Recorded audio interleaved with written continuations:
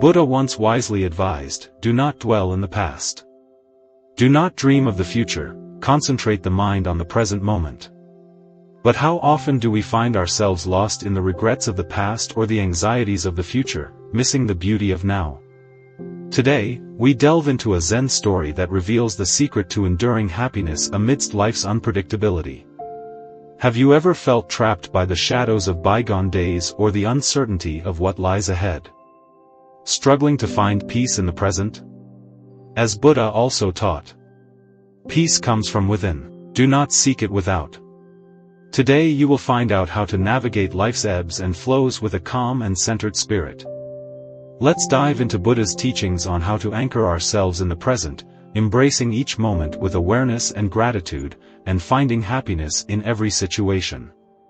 In a serene village in a picturesque valley, there dwelt an elderly farmer revered for his profound wisdom. One day, this farmer's beloved stallion galloped away, disappearing into the foggy hills. The villagers, with heavy hearts, gathered around the farmer, sympathizing with his apparent misfortune. "What a calamity has befallen you," they lamented. The farmer, gazing into the distant hills, wore a serene countenance. "Fortunes will turn as it will," he murmured. Days stretched into a quiet melancholy until, to the villagers' amazement, the stallion returned. It brought with it a herd of untamed horses, lured from the bountiful hills. The farmer's humble abode echoed with the thundering hooves of the newfound herd. The villagers, in awe of the farmer's unforeseen gain, exclaimed, "What a boon has come your way!" Yet, unfazed by the tumult, the farmer wore the same calm expression. "The winds of fate blow where they must," he uttered quietly. Tragedy struck when the farmer's son attempted to tame one of the wild horses, only to be thrown off and break his leg. The village was quick to mourn the family's apparent misfortune.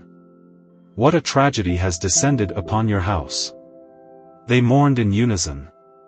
In a serene manner the farmer simply replied, "The river of life takes its own course." However, as the village braced itself for sorrow, an unexpected turn of events began to unfold. Soon, the emperor's decree arrived, calling for the conscription of all able-bodied men into the ravages of war. Every household trembled in fear, except for the farmer's, for his son, with a broken leg, was exempted from the ruthless call to arms. The villagers marveled at the unexpected grace that had befallen the farmer's family. "How fortunate you are," they exclaimed. The farmer, with a gaze that seemed to pierce through time itself, spoke softly yet firmly, "It is not for us to judge the nature of fate's gifts." Months had woven their passage through the village, leaving behind a tapestry of sorrow and loss.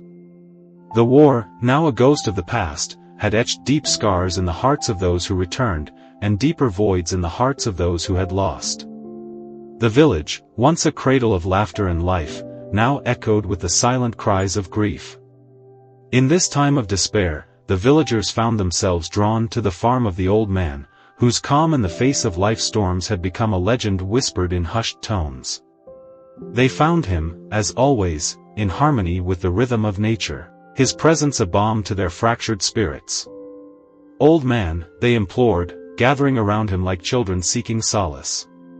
"How do you find peace in the chaos that life throws? Teach us, for our hearts are heavy and our spirits lost." The old man, his eyes reflecting the wisdom of the ages, beckoned them to sit beside him under the ancient oak that had witnessed the ebb and flow of countless seasons. "Listen closely," he began, his voice a gentle stream flowing over the rocks of their turmoil, "for the teachings of Buddha are like lanterns in the dark night of the soul. As a boy, tragedy struck my life like a fierce storm, leaving me adrift in a sea of despair. It was in the embrace of a Buddhist monastery, cradled in the snowy arms of the mountains, that I found my anchor. The monks, with their words as gentle as the falling snow, taught me 5 principles that have been my guiding stars for inner peace. The first principle is practicing mindfulness. This is the key to becoming emotionless, not by suppressing, but by understanding your emotions. Acknowledge them, feel them, and then let them go, just as clouds drift across the sky. Dedicate 15 minutes each day to meditation. Breathe deeply. Observe your feelings as they surface, without judgment or resistance. Breathe again. Release each emotion, allowing it to fade away. Do not bury your emotions deep within, for they will surge back with greater force. Mindfulness is about being fully present in the moment, conscious of where you are and what you're doing, without being overwhelmed or overly reactive to the world around you. It involves observing your thoughts and feelings from a distance, without deeming them good or bad. This practice of mindfulness will heighten your awareness of life's beauty and wonder, even in the simplest of things, leading you towards greater inner peace and contentment. The second principle is the practice of compassion. Compassion lies at the core of Buddha's teachings. It begins with recognizing that all beings, much like ourselves, yearn for happiness and strive to avoid suffering. In cultivating compassion, you create a bond with others, which in turn eases the weight of your own struggles. Be mindful that your friends and neighbors also endure their own periods of darkness.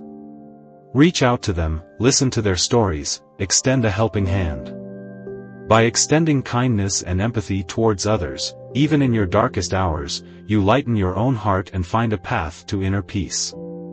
The third principle revolves around the concept of impermanence. In this world, everything is transient. Nothing lasts forever. Embracing this truth is vital for achieving inner peace. When you understand the impermanence of all things, you begin to appreciate the beauty in every moment, releasing your grip on the past and your fears of the future. Instead of mourning what you've lost, find gratitude for what you once had.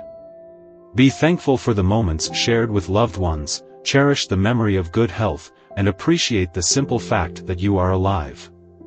This principle encourages you to embrace life's changes, recognizing that every ending marks a new beginning, and each loss opens the door to fresh opportunities. The fourth principle is the art of non-attachment.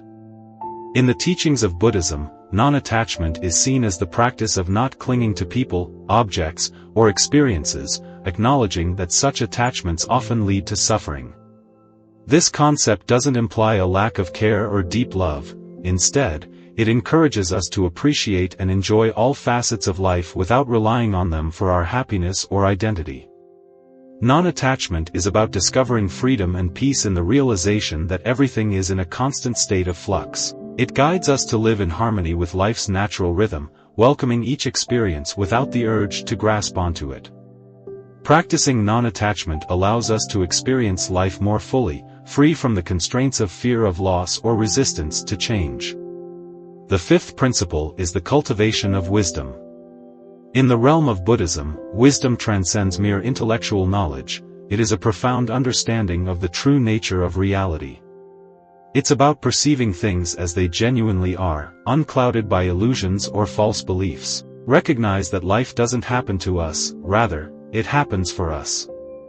Every challenge carries within it the seed of a new beginning, a seed that might not be visible immediately.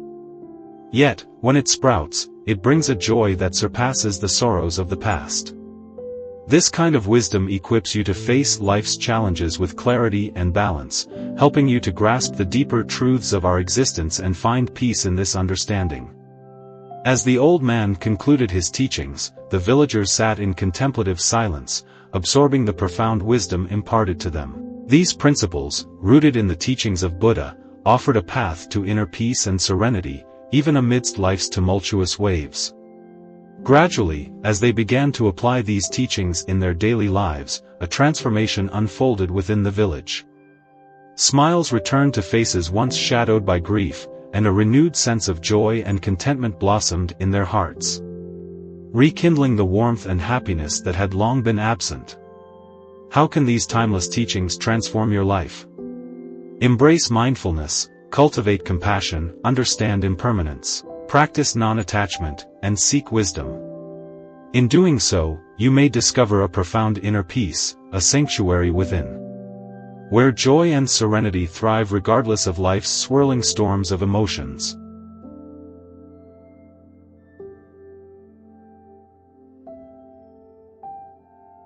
This is Courage to Act Motivation Stories.